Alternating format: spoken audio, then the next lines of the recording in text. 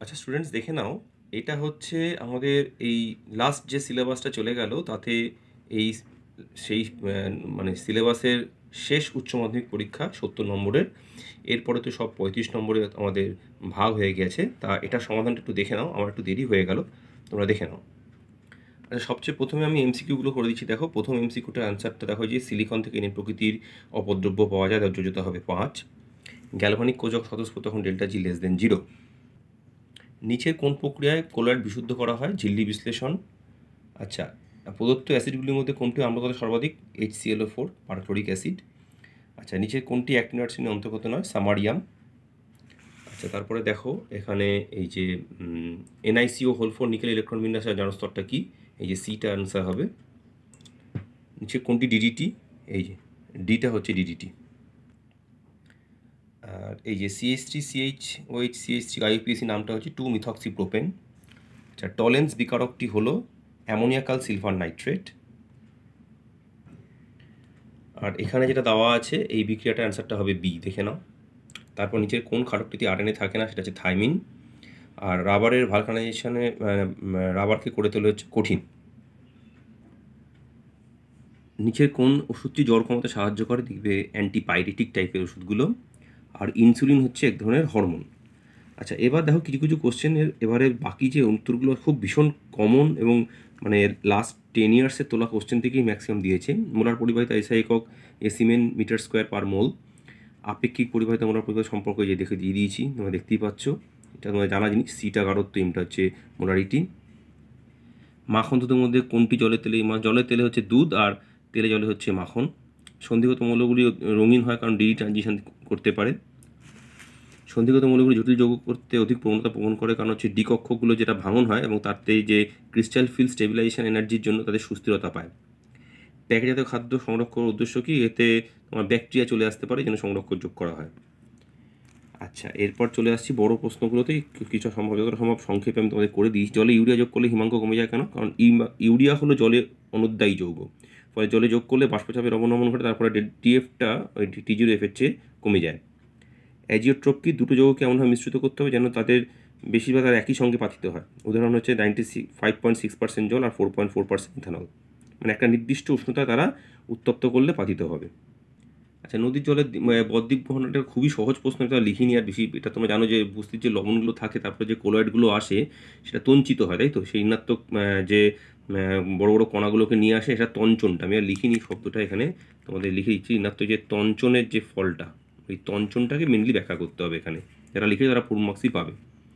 আচ্ছা, এরপর চলে এসে যে XCF4 অণুর কেন্দ্রীয় গঠন পরমাণু সংকরণ অবস্থাটা লেখো। সেটা হচ্ছে sp3d3 এবং দেখো আমি ঘটনাকৃতি দেখিয়ে দিয়েছি। দেখো এটা হচ্ছে গিয়ে দেখতেই পাচ্ছ, অক্টাহেড্রাল গঠন হয়। আচ্ছা, PCl5D2 এই বিক্রিয়াটা দিয়ে দিচ্ছি, ব্যালেন্সটা করতে হবে POCl3+DCl। আচ্ছা, এখানে কোনটির বন্ধন কোণ বেশি? দেখতেই পাচ্ছ জলের বন্ধন কোণটা বেশি, 104 ডিগ্রি সামথিং, 105 ডিগ্রি অ্যাপ্রক্সিমেট হয়। আর H2S হয় হচ্ছে 92 ডিগ্রি মতো। কারণটা কি? কারণটা অবশ্যই তোমরা জানো, সেটা হচ্ছে গিয়ে তোমার এইখানে জলের ক্ষেত্রে যে এই যে লোন পেয়ার বন্ড পেয়ার রিপালশনটা বেশি হয়, তারপরে বন্ধন কোণটা একটু বাড়িয়ে দেয়, সেটা এই ক্ষেত্রে কম। এই প্রশ্নটা খুব ভালো ছিল। এটা কি ধরনের সমবায়বতা? এটা আয়নাইজেশন সমবায়বতা। দেখো একটা ব্রোমিন ভেতরে আছে, সালফেট বাইরে, এটা সালফেট ভেতরে ব্রোমিন বাইরে। তাহলে পার্থক্য কী করে করবে? বেরিয়াম ক্লোরাইড দিলে যেটা সালফেট বাইরে সেটা সাদা পদক্ষেপ দেবে, অর্থাৎ সেকেন্ডটা সাদা পদক্ষেপ দেবে, প্রথমটা দেবে না বেরিয়াম ক্লোরাইডে পদক্ষেপ। এটা বুঝে নিতে হবে, ঠিক আছে? এবার দেখো নাইলন 6,6 পলিমারের এককগুলোর নাম হচ্ছে অ্যাডিপিক অ্যাসিড, হেক্সামিথিলিন, ডায়ামিন। এগুলো খুব সহজ প্রশ্ন, ব্যবহার ট্যাবহার তো বইতে তোমরা পেয়ে যাবে। আচ্ছা, এবার চলে এসো এরপরও 3-4 দাগের কোশ্চেনগুলোতে। ধাতব কেলাসে FCC একক কোষের ক্ষেত্রে এবং আর এবং এ এর সম্পর্কটা কি? আর ইকুয়ালস টু যে A/2√2। আর একটা অঙ্ক দিয়েছে, পুরো মান দেওয়া রয়েছে, কিছুই ব্যাপার নেই, শুধু অ্যাভোগাড্রো সংখ্যার মানটা বসিয়ে দিতে পারলেই এখান থেকে তোমাদের জেড ক্যালকুলেট করতে হবে। এই অঙ্কটার মধ্যে এই জেডের মানটা বেরোবে হচ্ছে 4, অর্থাৎ এটা FCC ধরনের কেলাস, ঠিক আছে? আর এই দেখো এফ কেন্দ্রিক টুটি, স্কটকি ফ্রেঙ্কেল টুটির পার্থক্য, এগুলো তোমার মানে সাজেশনে দেওয়াই ছিল। এগুলো খুব সহজ প্রশ্ন। এই অঙ্কটা দেখো পর্যন্ত কমন অঙ্ক দিয়েছে। এই যে অঙ্কটা দেওয়া রয়েছে, প্রথমে দেখো আমরা ইউরিয়ার মোল সংখ্যা এবং গ্লুকোজের মোল সংখ্যাটা বার করে নিলাম, অর্থাৎ 1000 গ্রামে কতটা পরিমাণ হতে পারে। তাহলে মোলারিটি হবে হচ্ছে গিয়ে 1 + 0.5 1.5। ডেল্টা TF = KF × M, মানটা বার করে TF = 0 - এই 2.79 মাইনাস 2.79 ডিগ্রি সেন্টিগ্রেড। তুমি কেলভিন করে দেখাতে পারো, ব্যাপারটা একই, কারণ ডিফারেন্স তো ডেল্টা টিএফটা, ওটা কেলভিনেও যা হয় সেন্টিগ্রেডও তাই থাকে। এই কোশ্চেনটা ভালো ছিল। হরিতন বোতাম কোষের সংগঠিত বিক্রিয়া দেওয়া রয়েছে, তাই এক্ষেত্রে তোমাকে বার করতে বলেছে যে ই সেল এবং ডেল্টা জি এর মান গণনা করো। তাহলে প্রথমে বিক্রিয়াটা করে নিয়েছে, তাই ই সেল হচ্ছে কি দেখো রাইট মাইনাস লেফট করলে তোমার এখান থেকে 0.80 মাইনাস মাইনাস অফ 1.56 ভোল্ট, এটা 1 নম্বর পুরো পেয়ে যাবে। আর ডেল্টা জি জিরো মাইনাসটা মাইনাস এনএফই, তাহলে মাইনাস এনএফির মানটা বসিয়ে দিলে 1000 দিয়ে ভাগ করলে কিলো জুলে কনভার্ট হয়ে গেল। ঠিক আছে, এগুলো আর করলাম না। প্রাইমারি সেকেন্ডারি ব্যাটারি কোষের সুবিধা কি, বিশুদ্ধ অ্যালুমিনিয়াম কার্বোনেটের ভূমিকা, এগুলো সব বইতে সব সহজভাবে পেয়ে যাবে।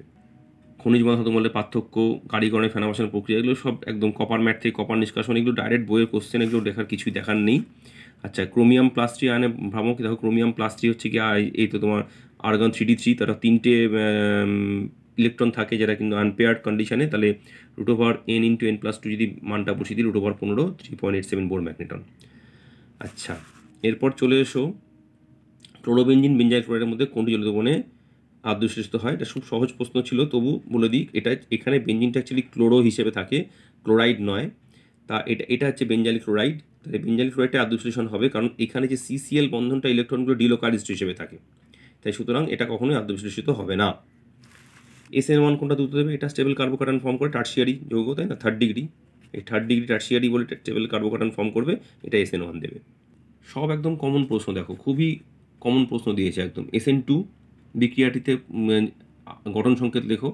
দেখো এটা ছিল আর প্রকৃতির, ক্যালকুলেট করলে বুঝতে পারবে, এখান থেকে ব্যাক সাইড থেকে অ্যাটাক হবে, সম্পূর্ণ কমপ্লিট ইনভার্সান হয়ে যাবে, কমপ্লিটলি ইনভার্সান হয়ে গেলে এটা S2 বিউটানল তৈরি করবে। আচ্ছা, এগুলো তো আরও সহজ, অর্গানিক পার্টটা এবার ভীষণই সহজ দিয়েছে। এই যে ম্যাগনেসিয়াম দিলে এটা CH3MgBr, এই কম্পাউন্ডটা দিলে দেখো এই যৌগটা তৈরি হবে জল দেওয়ার পরে, MgAbrটা বেরিয়ে যাবে এখান থেকে। আর এখানে দেখো একটা ইথানল, এটা জলীয়, তাহলে ইথানলীয় দিলে ডাবল বন্ড তৈরি করে, প্রোপিন হবে, আর জলীয় দিলে দেখো এটা প্রোপানল তৈরি করবে। একদম সহজ প্রশ্ন। এটা তো তাই দিয়েছে একটা তোমার উইলিয়ামসন সিনথেসিসে একটা, মানে উইলিয়ামসনের সরি বলছি, এটা একটা ইথারের একটা বিক্রিয়া দিয়েছে HI দিয়ে, এই দুটো প্রোডাক্ট হবে, দেখে নাও। এটাও তো ফেনলের খুব কমন প্রশ্ন, ফেনলের সাথে এই যে বেগুনি বর্ণের জটিল যৌগ তৈরি করে, বিক্রিয়াটা দেখিয়ে দিয়েছি। ফেনল FeCl3 দিলে এই যে জটিল যৌগটা তৈরি হয়, এটা বেগুনি বর্ণের হয়। ঠিক আছে, আর এটা দেখো এখানে এই যে যৌগটা, এটা বার্চ বিক্রিয়া দিয়েছে, দেখলেই বুঝতে পারছো, সোডিয়াম তরল অ্যামোনিয়া দিলে বার্চ রিয়াকশান হবে। এখানে দেখো তোমার এটা দিলে যে সোডিয়াম হাইড্রোক্সাইড CH3 দিলে হয়ে যাবে। রূপান্তরগুলো সোজা দিয়েছে মোটামুটি, দেখো এই যে দেখিয়ে দিয়েছি, এই ইপক্সাইডটা দিয়ে শুষ্ক ইথার দিলেই, তারপরে জল দিয়ে H3O পজিটিভ দিলে এটা তৈরি হয়ে যাবে। ফেনলের ক্ষেত্রে এটা NaOH দিয়ে CH3 দিলে এটা তৈরি হবে, এই ইথারটা। এই বিক্রিয়াটা খুব কমন বিক্রিয়া, এটাও আমার সাজেশনও দেওয়া ছিল, পরশম অ্যাসিড ক্ষারীয় মাধ্যমে অ্যাটমিন যে বীজাণু, আমি এখানে লিখলাম না, তোমরা দেখে নিও। কোন ভিটামিনের অভাবে রক্তচঞ্চল বাধাপ্রাপ্ত হয়, ভিটামিন K, অ্যালানিনা জুইটারায়ন দেখিয়ে দিয়েছি, দরকারও ছিল না, গ্লাইকোসাইড লিঙ্কেজ তোমরা জানবে। রাসায়নিক বিক্রিয়া ক্রমাণবিকতা দুটো পার্থক্য বইতে রয়েছে, আমি অঙ্কটা বরং দেখিয়ে দিয়েছি। দেখো এখান থেকে ল্যামডার মানটা প্রথমে বার করে নিয়েছি, অঙ্কটা তোমরা দেখে নিয়েছো, ল্যামডার মানটা প্রথমে বার করে নিয়েছি, দেখো এই এত বছর, তারপরে T12টা বার করেছি 5 বছর। T12টা বার করার পর এখানে ফর্মুলা দিয়েছে 10 বছর পরে কতটা থাকবে, 10 বছর পর তুমি মানটা বসিয়ে দিলে, কারণ T12টা প্রথমে বার করে নিতেই বলেছে, তাহলে আবার ওইখানে টি এর জায়গায় মানটা বসিয়ে, যে ল্যামডার মানটা বসিয়ে এখানে ক্যালকুলেট করে, ধরো আমি যে W ধরি, W = 0.25 গ্রাম 1/, ঠিক আছে, এর সোজা ক্যালকুলেশন, একদম খুব সহজ অঙ্ক দিয়েছে। এত সহজ অঙ্ক, প্রত্যেকটা অঙ্কই দেখো, এই যে পরের যে অঙ্কটা দিয়েছে দেখো, এটা তো আরোই সহজ। দেখো এই যে এটা T1 এর মান, এটা T2 এর মান 600-700 কেলভিন। এখানে দেখো তোমার এই যে হার ধ্রুবক, যেটা K এর তোমার মানটা বার করতে বলেছে, আর তোমার সক্রিয়করণ শক্তির মানটা পর্যন্ত দেওয়া রয়েছে। ঠিক আছে, তাহলে এখানে K1টা দেওয়া রয়েছে, এই যে এইটা, তাহলে K2টা বার করতে হবে। জাস্ট এই যে ফর্মুলা, এই ফর্মুলার মধ্যে মানগুলো বসালে K2-র মানটা বেরিয়ে যাবে। দেখো দিয়ে দিয়েছি আমি, দেখো দেখো কোনটা EA, কোনটা T1, কোনটা T2, কোনটা K1, জাস্ট মান বসাও, ক্যালকুলেট করো। ঠিক আছে, আর তো তোমরা জানোই, সুতরাং আর নিয়ে চিন্তা করার কোনো কারণ নেই। এই কোশ্চেনটা খুব ভালো ছিল। এই litre square mole to the power -2 second ইনভার্সের কোন ক্রম হবে, তাই এটাকে প্রথমে ইন জেনারেল যেটা তুলনা করতে হবে এটার সঙ্গে, দেখো mole litre inverse to the power 1 - n second inverse, second inverse কেটে গেলে, তাহলে এইটাকে কনভার্ট করে দেখো লেখা যায় mole litre inverse to the power -2, তাহলে 1 - n = -2 করলে দেখো n = 3 আসছে, অর্থাৎ এটা 3rd ডিগ্রি। ঠিক আছে, এটা খুব ভালো প্রশ্ন ছিল। প্রশ্নের মধ্যে ইন্টেলিজেন্সি না থাকলে আর যা হয়, কোনো মানে ইন্টেলিজেন্ট কোনো কোশ্চেনই দেয়নি, PCl3 যৌগ সংকরায়ন প্রকৃতি sp3 এর যে কোনো একটি পিরামিড এই যে দেখিয়ে দিয়েছি করে, দুদিকে উপর নিচে দুটোই লোন পেয়ার থাকবে। আচ্ছা, আন্তঃহ্যালোজেন যৌগ জানো তোমরা, এটা নিয়ে বলার কিছু নেই। XCO4 এর আদ্র বিশ্লেষণ ডাইরেক্ট বইয়ের অ্যান্সার। H2 অপেক্ষা H2 এর সামলিক, এও পুরো ডাইরেক্ট বইয়ের অ্যান্সার, কারণ তোমরা জানো HOH এর বন্ধনটা শক্তিশালী হয়, সহজে H+ ছাড়বে না, এরা বন্ধনটা কম শক্তিশালী H+ ছেড়ে, তাই আমলিক বেশি। ব্যাস, এবার কতগুলো ABCD অর্গানিকের। লাল ফসফরাস ব্রোমিন দিলে এখানে ব্রোমিন ঢুকবে, সায়ানাইড দিলে ব্রোমিন সায়ানাইড ঢুকে গেল। ACO2 এটা খুব ভালো বিক্রিয়া, এখানে দেখো এটা এই যে CH3 থাকে ওরা CHO করে দেয়।